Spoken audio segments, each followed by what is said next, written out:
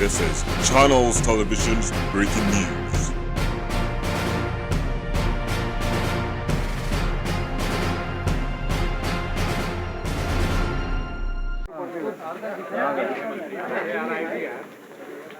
अरे यार थोड़ी पीछे हट गया। अरे सुनो पीछे मीठा करो ओके बस लो पकड़ लेना उधर दूसरा डिब्बा खराब हुई है बच्चे उनका निरीक्षण करें। जब सरकार में थे तब तो कभी गए ही नहीं। आपके किसानों को इतना नासमझ समझ रहे हैं। अरे सरकार में थे तब एक आध मंत्री ही चले जाते। आज हमारे कृषि मंत्री खेत खेत जा रहे हैं ना। हमारे मुख्यमंत्री जाते हैं कि नहीं, ओले पड़ जाए पाला पड़ जाए। ये तो जैसे ही मुख्यमंत्री बने कोरोना तो आया साल भर बाद, और ये क्वारंटाइन हो गए वल्लभ भवन में 1 साल पहले, निकले ही नहीं, खेतों पे गए ही नहीं कभी। ये स्वांग अच्छा नहीं है। किसान सब समझते हैं कि इन्होंने किसान को धोखा दिया है, और झूठ बोलने वाले मुख्यमंत्री अगर कोई है सर्वाधिक तो माननीय कमलनाथ जी। तो आपको लगता है कि छलावा कर रहे हैं किसानों के साथ कांग्रेस? 100% छलावा कर रहे हैं, 100%। सर कल एक बैठक हुई है पूर्व मुख्यमंत्री कमलनाथ के निवास पर, तमाम मंत्रियों को फीडबैक दिया गया है और विधानसभाओं की जानकारी दी गई है जहाँ पर उपचुनाव होना है। भैया बंद कमरे में ही करेंगे ये जो भी करेंगे। मैं कितनी बार कहूँ एक बात को, फीडबैक जनता से लें। फीडबैक उनसे ले रहे हो जो जनता के बीच में गए ही नहीं। अब वो कैसा फीडबैक होगा, उसका परिणाम क्या होगा, आप प्रतीक्षा करो 1.5 महीने।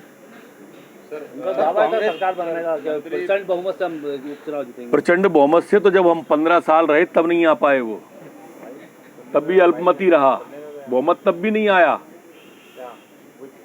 तब भी बीएसपी सपा निर्दलीय को जोड़ जाड़ के 8 काट जोड़ा था, कहीं की ईंट कहीं का रोड़ा, भानुमति ने कुनवा जोड़ा। सर कांग्रेस ने आरोप लगाया था कि जो बिजली मंत्री हैं प्रद्युम्न सिंह तोमर, उनके भाई का ऊपर काफी कर्जा है, लेकिन आज ऑडियो आया जिसमें उन्होंने बिजली विभाग के अधिकारियों को कहा है कि मेरे भाई का भी अगर है तो आप जो कार्रवाई आम आदमी के साथ करते हैं वो करिए। अच्छा बताया गया जनता की नहीं, ये भारतीय जनता पार्टी की सरकार है, और भारतीय जनता पार्टी की सरकार के प्रद्युम्न सिंह जी मंत्री हैं।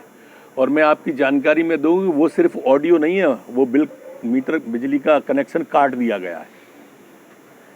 तो इसलिए ये सरकार, यहाँ पर कानून का राज्य है, यहाँ पर तो कार्रवाई सबके ऊपर ही समान होती है, वही हो रही है। सर कांग्रेस ये बोल रही है कि हम हमारे पूर्वज समझदार थे इसलिए पहले बीजेपी को नहीं जिता सके।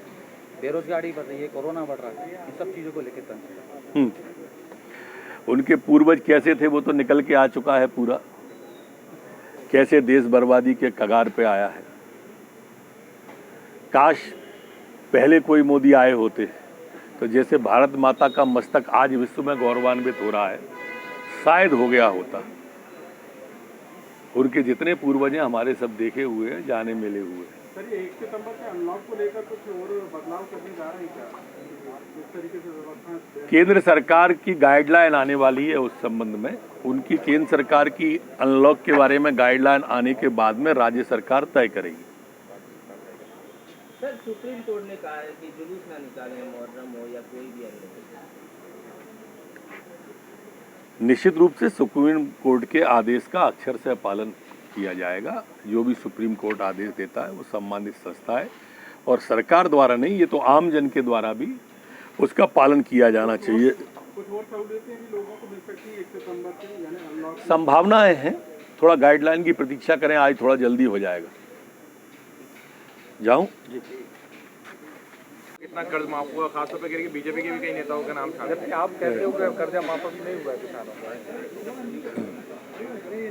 देखो, मैं शुरू से एक बात तो कहता हूं कि ये पेन ड्राइव की सरकार है, ये ट्विटर की सरकार है, ये टीवी की सरकार है।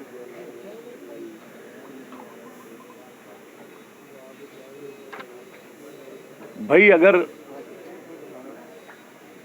वो किसान के खेत पर पहुंच जाएं और 4 किसानों के हाथ कंधे पे रखें और कहें कि देखो इनका 2-2 लाख रुपया 10 दिन में माफ कर दिया था, तो कुछ अच्छा लगे। पहले ऐसा ही बंडल जारी कर दिया था, फिर ऐसा ही बंडल जारी कर दिया। पहले पेन दिया, दर्द दिया, अब ड्राइव पे ले जा रहे हैं।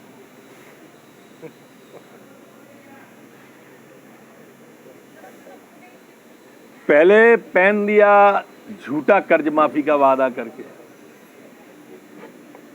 अब ड्राइव हो रहे हैं। मित्र, मैं आज भी कह रहा हूं, 10 दिन के अंदर एक का भी माफ नहीं किया। और पूरी पेन ड्राइव में, पूरी की पूरी पेन ड्राइव में वो निकाल के दिखाएं किस गांव के 4 किसानों के भी 2 लाख के कर्जे माफ हुए। काहे के लिए पेन ड्राइव का नाटक कर रहे हैं? सर, आज देवास जारी है टीम 5